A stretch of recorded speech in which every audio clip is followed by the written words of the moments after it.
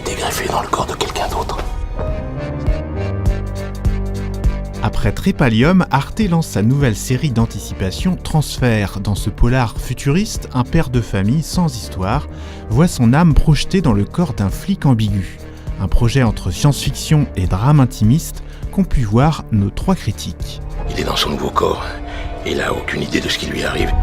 Dans le monde de Transfert, une nouvelle technologie permet de transférer l'âme d'un être humain dans un autre corps que le sien. Tout commence par la mort du héros et sa résurrection dans un autre corps. Évidemment, le transhumanisme, c'est pour demain, on le sait bien, et il était temps qu'une série s'empare du sujet et fictionne là-dessus. Philosophiquement, ça pose par exemple la question de comment, quand on revient dans le corps d'un autre, comment peut-on faire abstraction de ce corps, par exemple.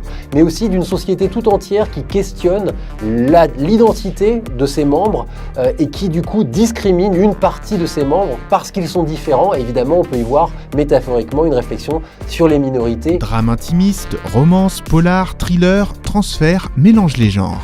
Le polar est haletant, les scènes d'action sont hyper bien maîtrisées et le drame intimiste, lui, est très présent, mais c'est là où se logent souvent les plus grandes questions philosophiques.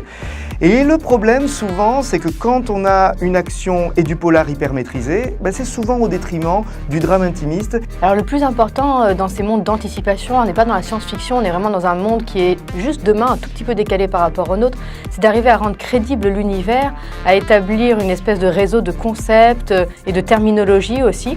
Tout ça, c'est assez réussi. Après, ce qui est un petit peu dommage, c'est qu'il y a en fait un emballage policier et là des réflexes de séries policières un peu tradies, déjà vues. Comme avec Trépalium, Arte tient une série qui a beaucoup de choses à dire, qui a trop de choses à dire et qui, dans ses 6 petits épisodes, n'arrive pas à être à la fois touchante, émouvante sur le côté intimiste et réussie d'un point de vue sociétal. La quête intime du héros de Transfert se veut troublante, puisqu'il n'est plus tout à fait lui-même. Le héros est incarné par le comédien belge Harry Wartelter, qui a vraiment le charisme pour incarner la souffrance de cet être mal dans sa peau, au sens propre. Et si on avait eu encore un peu plus d'espace, on aurait peut-être pu aller vers quelque chose de plus introspectif.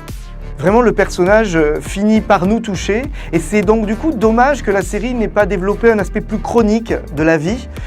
Si la série avait pu se développer sur 12, 13, allez peut-être 18 épisodes pour nous permettre d'entrer encore plus dans ces questions personnelles. Le point de départ de la série est assez efficace, cette quête du personnage principal pour comprendre qui il est devenu.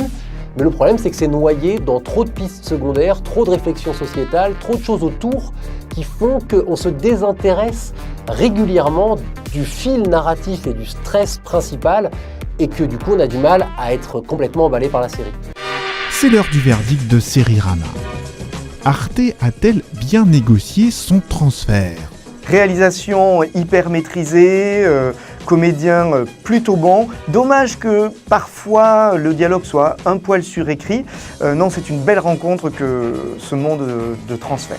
Encore une série ambitieuse d'Arte, pleine de bonnes idées, mais qui pêche dans l'exécution, qui est très inégalement interprétée et beaucoup trop chargée. Ça fait plaisir qu'une série française s'empare d'un tel sujet. Dommage que la forme ne soit pas aussi audacieuse que le propos.